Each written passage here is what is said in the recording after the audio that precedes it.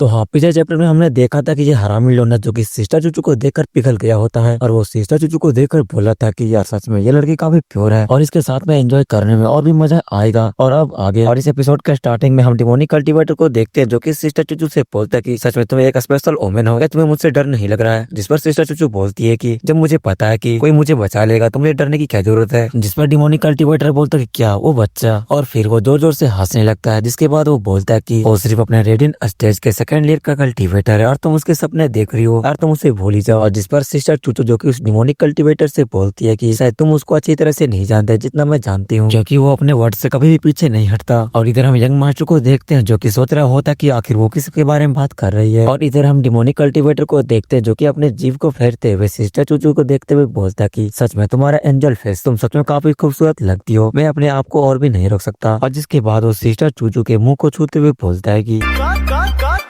कातिलाना तेरी आंखें।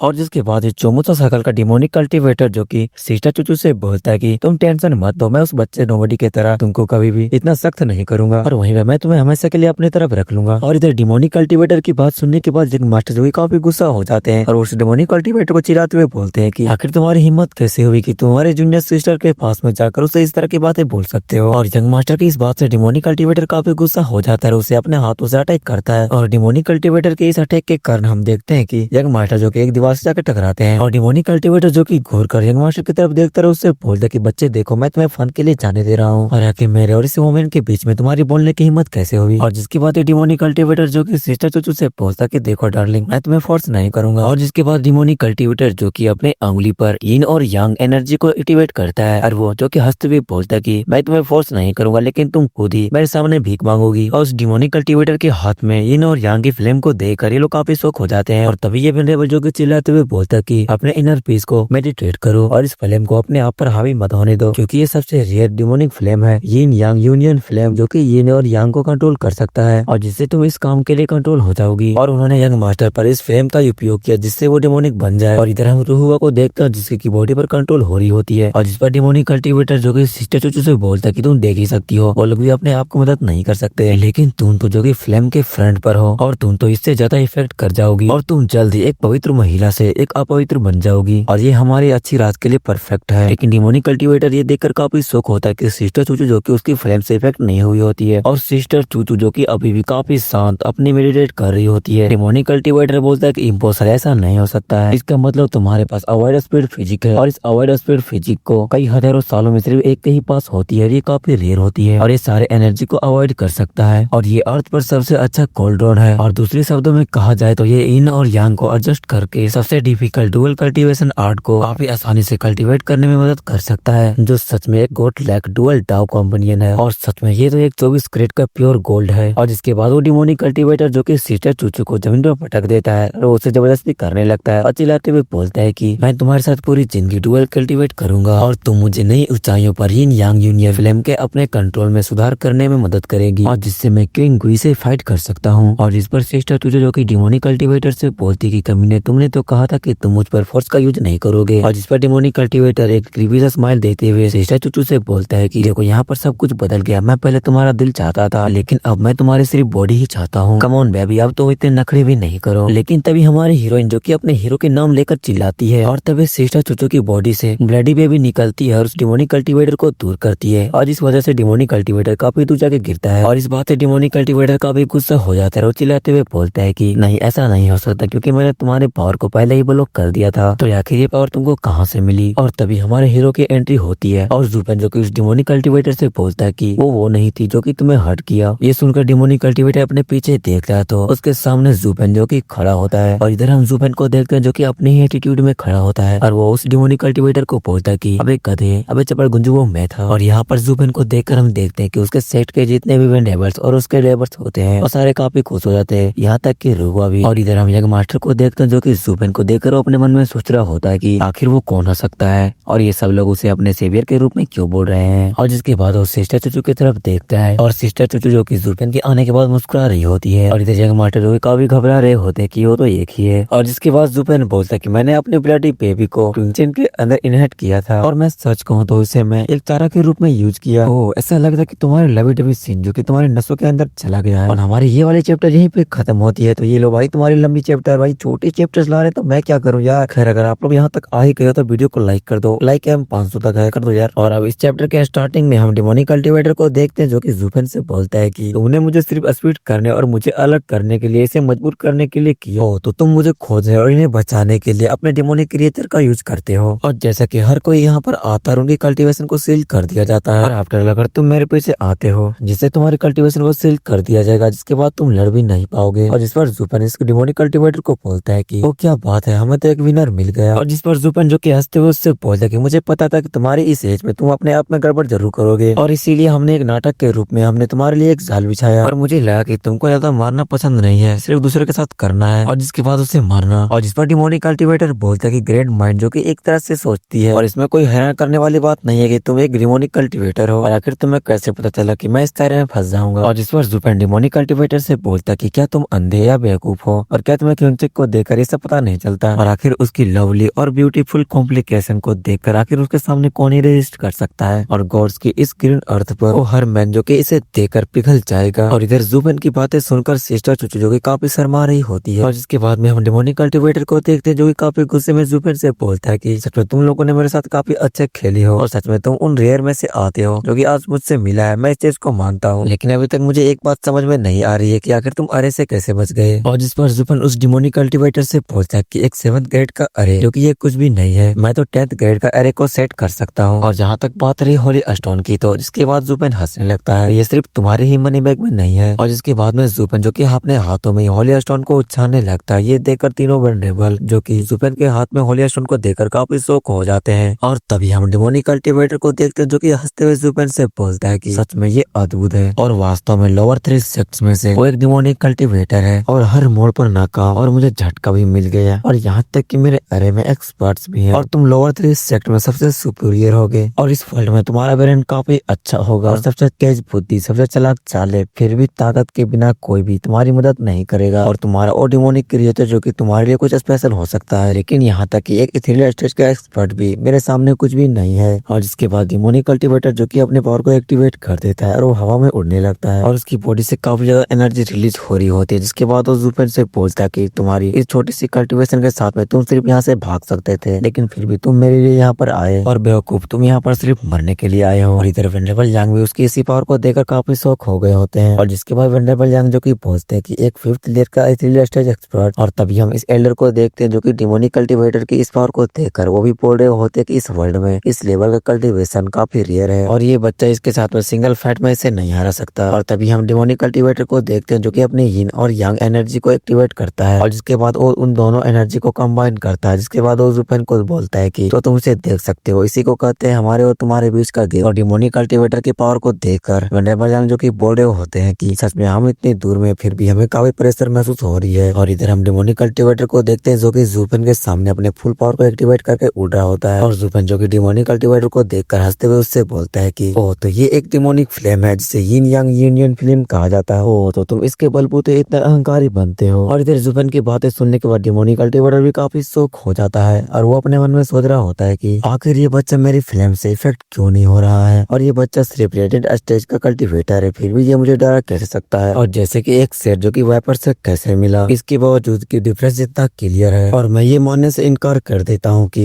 एक रेटेड स्टेज का कल्टीवेटर मुझे धमकी दे सकता है। और जिसके बाद ये डिमोनिक कल्टीवेटर जो कि जोर जोर से हंसने लगता है और जुपेन से बोलता है कि बच्चे तुम्हारे लिए पछतावा करने का समय जो कि जा चुका है, अब मैं तुम्हें दिखाऊंगा कि स्ट्रेंथ क्या होती है। और जिसके बाद जुपेन जो कि इस डिमोनिक कल्टीवेटर को इंसल्ट करते हुए बोलता है कि फाइट से पहले अपने सारे कार्ड्स को दिखाना सच में ये सबसे बेवकूफी वाली बात है, अदरवाइज नहीं तो तुम काफी भोले हो। और एक सीनियर डिमोनिक कल्टीवेटर होने के नाते मेरा ये फर्ज बनता है कि मैं इन यंगर्स को डिमोनिक पाथ पर सही से चलने का रास्ता दिखा सकूं। और जुपेन की इस बात से डिमोनिक कल्टीवेटर काफी गुस्सा हो जाता है। जुपेन से चिल्लाते हुए बोलते कि आगे बकवास करना बंद करो, तुम मेरे जूनियर हो, आखिर तुम मुझे सिखाने की कोशिश कैसे कर सकते हो। और जिसके बाद वो जुपेन पर अपने यूनियन फ्लेम से अटैक कर देता है और उस डिमोनिक कल्टीवेटर का अटैक जो कि जुपेन के काफी करीब आ चुका होता है और डिमोनिक कल्टीवेटर का अटैक जो कि जुपेन से काफी डायरेक्टली हिट होता है। और ये देखकर मिस्टिका हेवन सेक्ट के लीडर्स जो कि बोलने लगते कि इस अटैक में उसकी सोल भी कनेक्ट है और एक रेडियंट स्टेज का कल्टीवेटर जो कि इस अटैक को झेल नहीं सकता, वो बच्चा जो कि अब मर जाएगा। और इस बात से डिमोनिक कल्टीवेटर भी काफी खुश होता है, लेकिन तभी डिमोनिक कल्टीवेटर ये देखकर काफी शॉक हो जाता है और जुपेन को उसके अटैक से कुछ भी नहीं हुआ होता है। उस धुएं से निकलते हुए जुपेन बोलता है कि बैटल से पहले अपने एनिमी को कम आंकना एक डिमोनिक कल्टीवेटर की सबसे बड़ी गलती हो सकती है। और क्या मैंने तुम्हें पहले ही नहीं बोला था कि तुम काफी भोले हो। और जुपेन को ठीक ठाक देखकर और डिमोनिक कल्टीवेटर जो कि और गुस्सा हो जाता है और फिर से वो जुपेन पर अटैक करने के लिए बढ़ता है, लेकिन तभी डिमोनिक कल्टीवेटर को पता भी नहीं चलता और जुपेन उसके पीछे आ जाता है। और डिमोनिक कल्टीवेटर के पीछे आने के बाद जुपेन उससे बोलते क्या तुम मुझे ढूंढ रहे हो। और जुपेन को पीछे देखकर डिमोनिक कल्टीवेटर काफी शौक हो जाता है, उससे बोलते क्या तुम पीछे कब गए। लेकिन जुपेन जो कि अपनी काफी खतरनाक फाइट जो कि डिमोनिक कल्टीवेटर के ऊपर मारता है, जिससे डिमोनिक कल्टीवेटर जो कि जमीन पर काफी तेज जगह गिरता है और वहाँ की पूरी जमीन जो कि शटर हो जाती है। जिसके बाद में हम डिमोनिक कल्टीवेटर को देखते हैं जिसकी मुंह से काफी ब्लड निकल रही होती है और उसकी हालत काफी खराब हो गई होती है। और इसी के साथ में चैप्टर यहीं पे खत्म होती है।